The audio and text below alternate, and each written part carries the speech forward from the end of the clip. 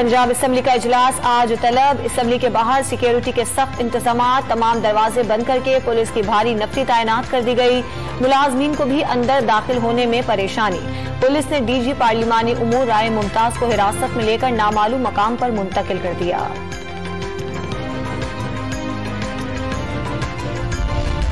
गिरफ्तारी और छापे हुकूमत की बौखलाहट का सबूत है। हुकूमत आइन और कानून के खिलाफ इकदाम कर रही है। पंजाब असम्बली का इजलास से शेड्यूल के मुताबिक होगा। स्पीकर पंजाब असम्बली चौधरी परवेज इलाही का बयान। वजीर आला पंजाब हमजा शहबाज की जेर सदारत मुस्लिम लीग नून और इत्तेहादी जमातों की पार्लिमानी पार्टी का इजलास आज होगा। पंजाब असम्बली के इजलास के हवाले से हिकमत अमली तय की जाएगी। इस्लामाबाद हाई कोर्ट के हुक्म पर रात गए पीटीआई रहनुमा शीरी मजारी को रिहाई मिल गई। मोबाइल फोन समेत दीगर अशिया वापस करने की हिदायत। वाक़े की जुडिशल इंक्वायरी का हुक्म।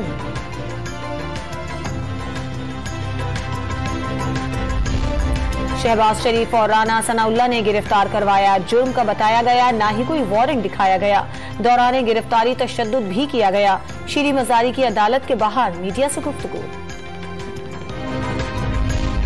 तहरीक इंसाफ की कोर कमेटी का अहम इजलास आज दोपहर 3 बजे वजीर आला हाउस पेशावर में होगा। लॉन्ग मार्च की हिकमत अमली और तारीख पर मुशावरत की जाएगी।